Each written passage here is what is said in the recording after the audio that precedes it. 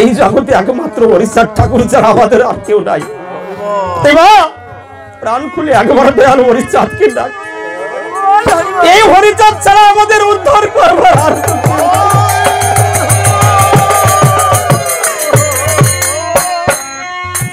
হয়তো একদিন আমার জীবন এমন দিন আসবে, আমার জীবনের আয়ু সূর্য পশ্চিমী দিগন্তে ঢলে পড়বে, আর অনন্তকালের মতো আমি আর এই জীবনে আমার আয়ু সূর্য ঘটবে না।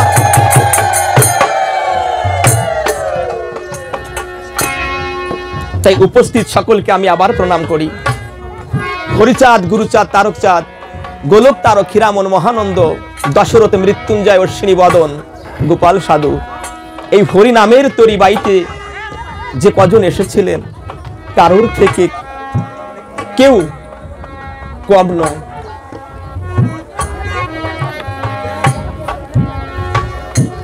দক্ষিণ দেশের গোপাল সাধুর কথা আমরা অনেকে শুনেছি। লক্ষ্মীখালী গ্রাম, গোপাল সাধু জন্মগ্রহণ করেছে লক্ষ্মীখালী গ্রাম। কেমন করে আমার হরিচাঁদ ঠাকুরের ভক্ত হয়েছিলেন, আজকের এই পৃথিবীতে যে আমরা শ্রী শ্রী হরি লীলামৃত পেয়েছি, সেটা আমার গোপাল সাধুর 500 টাকা দেওয়া। যাদব হরিবার তারক ভিক্ষা করে 200 টাকা জোগাড় করেছিল। তাই গোপাল সাধু একদিন শ্রীধামে গিয়েছিল, পূজার সময় গুরুচাঁদ ঠাকুরকে প্রণাম করেছে, বাবা এই শ্রী শ্রী হরি লীলামৃত ছাপার কথা ছাপানো হয়েছে। তাই গুরুচাঁদ ঠাকুর বলেছিল, গোপাল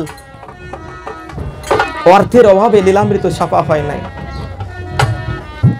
এই বিশ্ব চরাচরে এমন কোন ভক্ত আছে যে ভক্তের দেওয়া অর্থে আমার বাবার এই শ্রী শ্রী হরি লীলামৃত ছাপা হবে। গোপাল সাধু বলেছিল, বাবা আমি মনে যদি কিছু না করে তাহলে আমি হয়তো টাকা দিতে পারি। ওই যে 500 টাকা দিয়েছিল। গোপাল সাধুর অনেক সম্পত্তি ছিল, 300 বিঘার উপরে সম্পত্তি ছিল। একবার ভেবে দেখেন তো সেই 300 বিঘা সম্পত্তি কি আছে?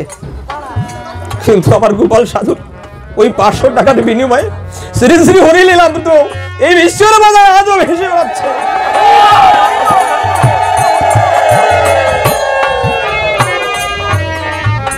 টাকা আছে, আজকাল নেই। তাই গোপাল সাধু কেমন করে হরিভক্ত হয়েছিলেন? বেতকাটা গ্রামে বিবাহ করেছিলেন। তাই শ্বশুর বাড়িতে সবাই যায়। গোপাল সাধু এটা রাখো, শ্বশুর বাড়ি গিয়েছেন। তৎকালীন সময়ে সকালবেলার যে প্রাতঃকার্য, ভোরবেলায় যখন ওই প্রাতঃকার্য করবার জন্য ছুটে গিয়েছেন, গোপাল সাধুর শালিকা অর্থাৎ গোপাল সাধুর স্ত্রীর বড় জানাতো বোন, নাম হচ্ছে কামিনী, ভোরবেলায় প্রাতঃকার্য করবার জন্য ছুটে চলেছেন। দক্ষিণে বাতাস বচ্ছে, মৃদু মন্দ হাওয়া, চারিদিকে কি মধুর শব্দ নেই। তাই কামিনী গান ধরেছে, কবে ওরা কান্দি যাব রে, আমার তো গৃহে লয় না মন। গোপাল সাধু কিন্তু এর আগে কোনো কিছু জানে না। এই গানটা যখন গাচ্ছে গোপাল সাধু শুনতে পেয়েছে পায়খানায় বসে বসে। তাই মন আর এই দেহ খাঁচায় নেই, কি ঝরে গোপালকে টানছে ওই গান শোনার পর থেকে।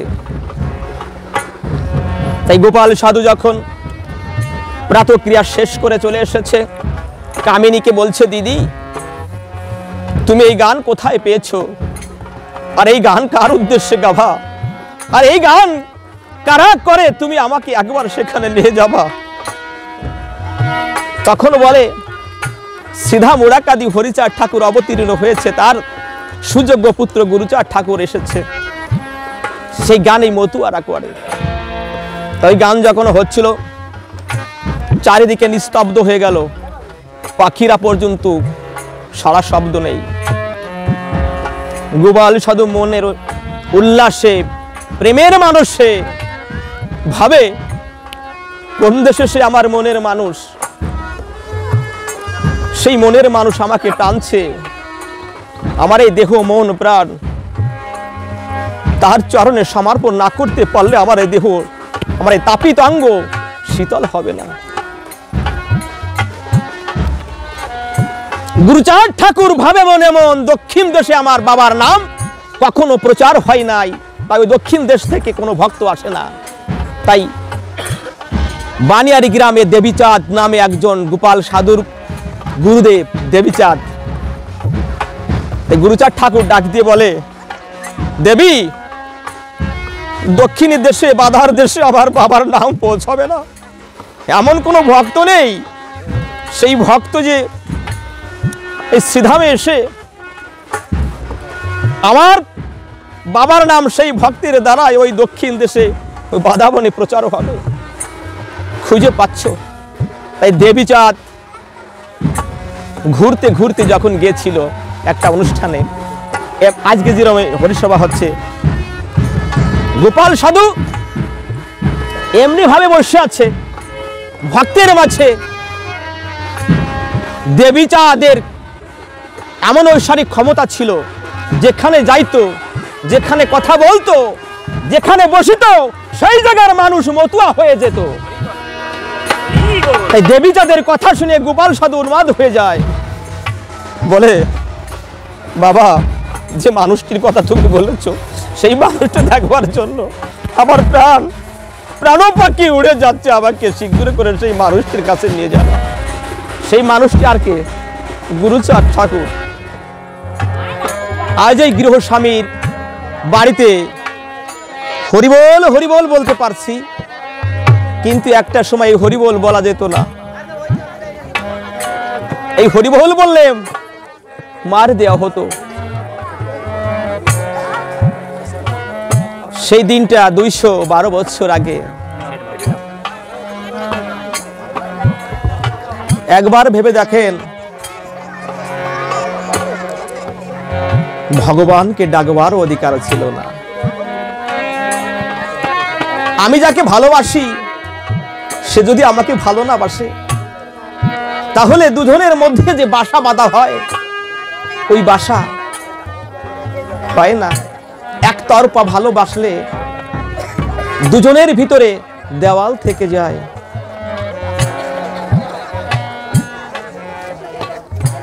তাই গোপাল সাধু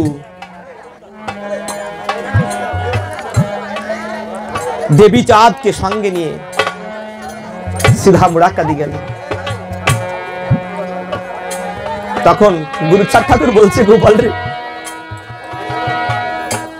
দক্ষিণ দেশে যে অনাবাদী থেকে যায়, তোর যে আবাদ করতে হবে।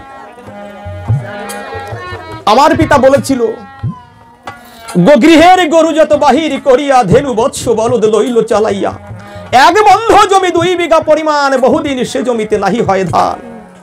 সব জমি মধ্যে হতে নুনা উথলিয়া, বুনাইলে ধান্য যাই করাটে হইয়া। 4 বৎসর সে জমি হাল চাষে নাই, সেই জমি চাষ করিতে লাগিল গোসাই। লোকে বলে জমিতে ধান্য নাহি ফলে, বৃথা পরিশ্রম প্রভু করো কি বা বলে। মৃদু হেসে কহেন গোসাই, ও ফলা জমিতে আমি সুফল ফলাই, যশমন্ত্র পুত্র মে নাম হরিচাঁদ, এবার করিব আমি পতিত আবাদ।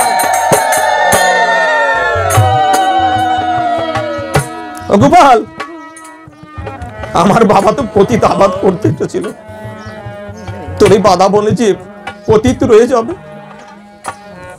তোর তো আবাদ করতে হবে। কেমন ভক্ত হয়েছিল গোপাল, তখন ইষ্ট ভক্ত। এই হৃৎপিঞ্জরে একটা মন্দির আছে, সেই মন্দিরে একমাত্র হরিচাঁদ ঠাকুরকে আসন দিয়েছিল।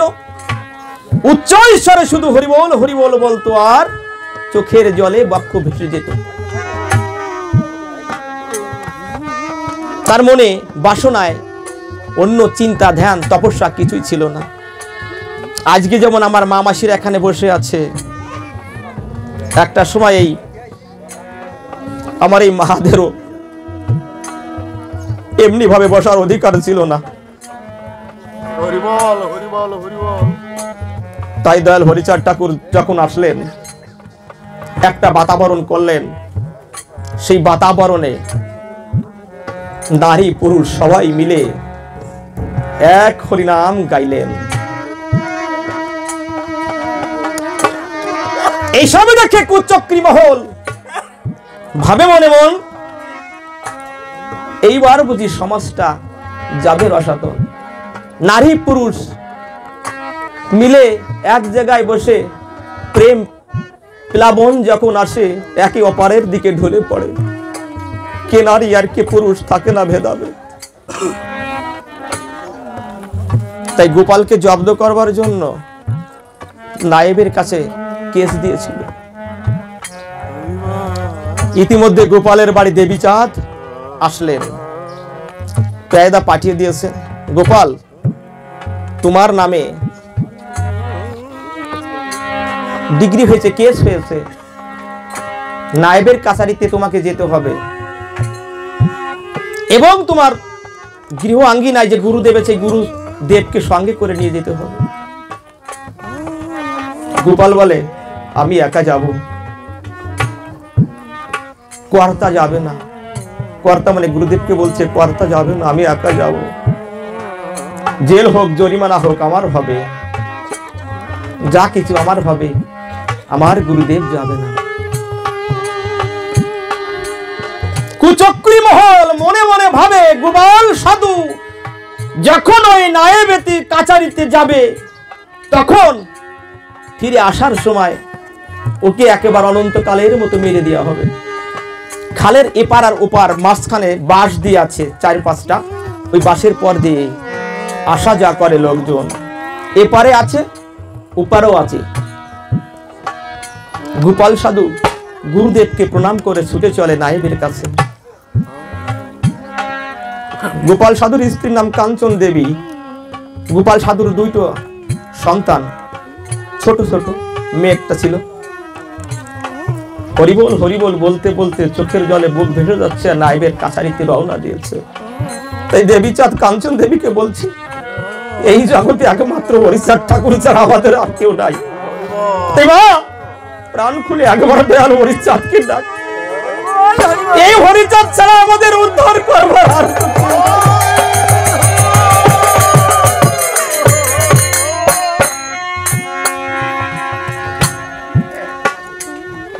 দেবীচাঁদ কাঁদছে, কাঞ্চন দেবী কাঁদছে। মায়ের কান্না দেখে ছোট ছেলে মেয়েও কাঁদছে, যে মা কাঁদতেছে মায়ের চোখের দিকে তাকিয়ে ওই ছোট দুটো সন্তান মায়ের গলা জড়ে ধরে কাঁদছে। মা তুমি কাঁদছো, মা যে কি জন্য কাঁদছে সন্তান তো জানে না।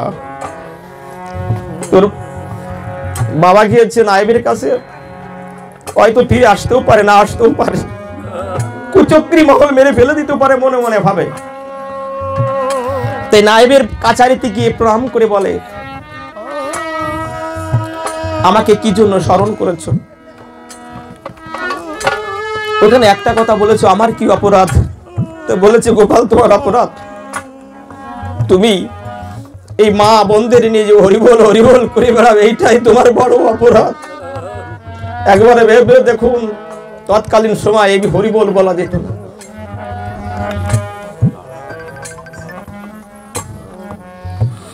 গোপালের 300 টাকা জরিমানা হলো। তখন বলে আমি জমিদারের কাছে যাব। ওই কথা বলে সূর্যদেব কিন্তু আস্তে আস্তে পশ্চিম দিগন্তে ঢলে পড়েছে। পাখিরা দুপাখা মিলে ফিরছে নিড়ে, রাখাল গরুর পাল লয়ে ছুটছে।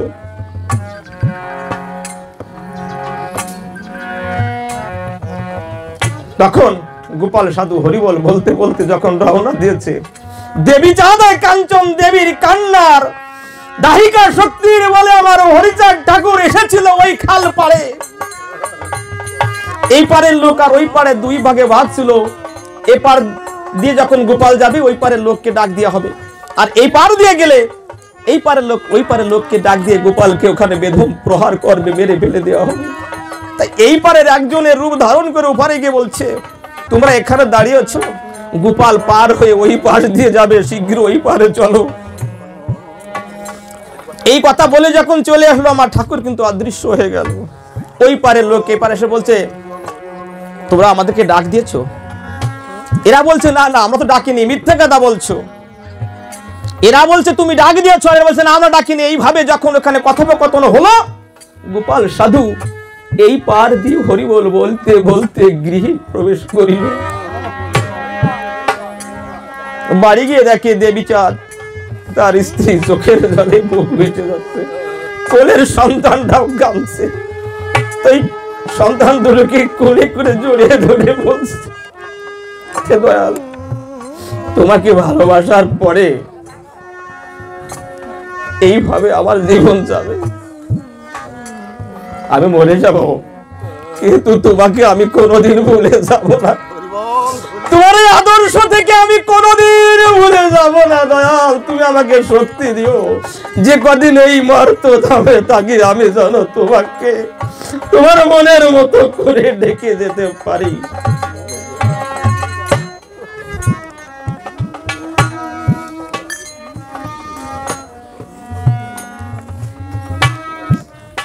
ভালোবাসা, আমি যদি একজনকে ভালোবাসি, সে যদি আমাকে ভালো না বাসে, তা দুজনের ভিতর যে একটা মিলন, দুজনের ভিতর যে একটা বাসা, এই বাসা হয় না। একমাত্র এই পিছিয়ে পড়া মানুষকে ভালোবাসা দিয়েছেন দয়াল হরিচাঁদ ঠাকুর। যাদের শিক্ষা ছিল না, দীক্ষা ছিল না, মান ছিল না, ভগবান ছিল না, মন্দিরে ওঠার অধিকার ছিল না, সেই মানুষগুলোকে সমস্ত কিছু ফিরে দিলেন দয়াল হরিচাঁদ ঠাকুর। তাই গোপাল সাধু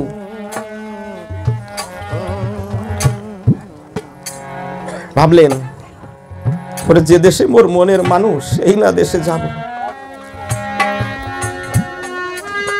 এই বিপদের দিনে আমাকে যে উদ্ধার করেছে, আমি সেখানে যাব, সেইখানে গিয়ে আমার যে তাপিত অঙ্গ আমি শীতল করিনি।